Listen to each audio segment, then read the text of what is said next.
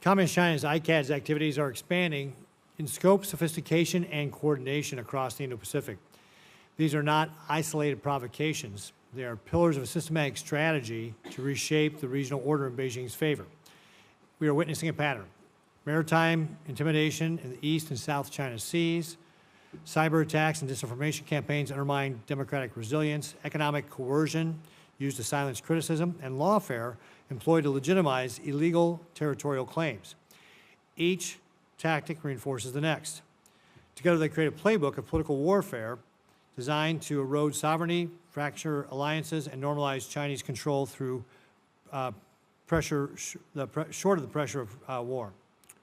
So, Mr. Singleton, given the range of tactics, you mentioned obviously energy being Taiwan's in particular soft underbelly, but what tactic do you think, or what has the Chinese ICAD activities that has been the most effective?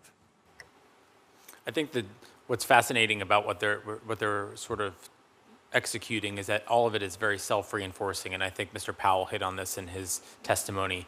Enhanced and expanded military operations around Taiwan in particular feed into a political warfare messaging that you see that's intended to sort of wear them down. And I think there's a psychological effect to this, that over time it becomes clear that time is on China's side, that there is no other choice. It's a fait accompli. I think it's the use of psychological warfare that is unique and distinct from our model of soft power that we haven't actually sort of contextualized, and we haven't built the tools and resources today to wage war with it. We did in the past, though. There's muscle memory from the Soviet Union when we went against Soviet active measures. I think we need to sort of dust off that playbook and start to think about how we can play in the sandbox here as well. I think Ray's point about sunlight is the best disinfectant is a cliche, but I think it's particularly important as we talk about Chinese political warfare. Yeah. Ms. Powell, you talked about the need for a strategy. Can you explain just broadly, like, what would a strategy look like? What is, when you say strategy, help us understand specifically what you mean we should be doing.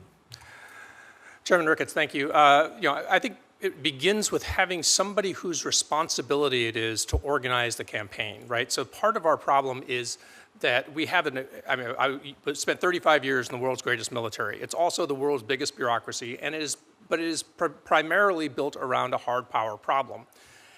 As a 35-year military veteran, I can tell you that in many ways this is not a military problem. It is a whole of government problem, a whole of society problem. And whose job is that?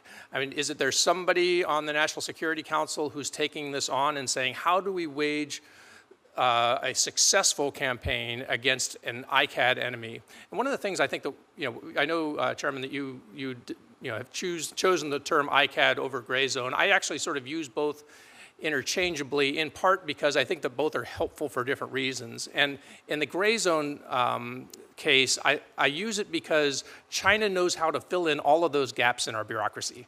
So however it is that we're organized, they will organize a counter-campaign utilizing their sort of fusion, their civil-military fusion organization to sort of push into the gaps. And so we need somebody whose job it is to build the counter-ICAD strategy and then to get everybody together. Unfortunately, I can't tell you what all the elements of the strategy is. Obviously, I'm very much a fan of the tactic of assertive transparency, but I think it's going to take some extremely deep thinking to figure that out. Right. Dr. Ratner, obviously you've spent a lot of time in government. Can you tell us a little bit about when you were in government, what did those strategic options to respond to ICAD look like, and what are some concrete things that we ought to be thinking about?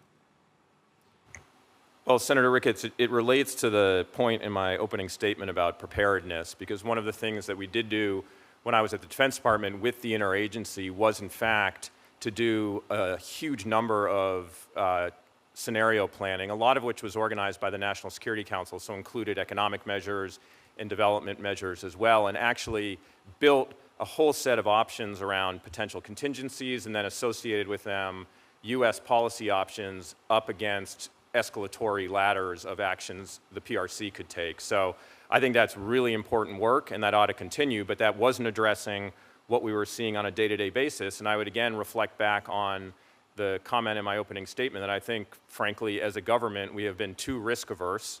We ought not be, pig-headed in terms of or overly aggressive in terms of our reactions to get into some escalatory spiral to the PRC, but I don't think we're in danger of that. And what we have been in danger of is self-deterrence and not at all testing what I would describe as the elasticity of decision-making in Beijing, because they themselves are also quite risk-averse against getting into a conflict with the United States. And as I look back on the last couple decades that I've had the opportunity to work in the State Department, at the Defense Department, in the White House, up here on the Hill, there are very few instances where when the United States asserted itself with American power, with our allies, and with conviction and commitment, that Beijing then becomes and tries to escalate against that. That has not happened very much. So what we need to do, whether it's in the Taiwan Strait, whether it's in the South China Sea, is to start pushing back in a way with our power and conviction and allies that, again, test that risk aversion in Beijing as well. And I don't think we've done that sufficiently yet.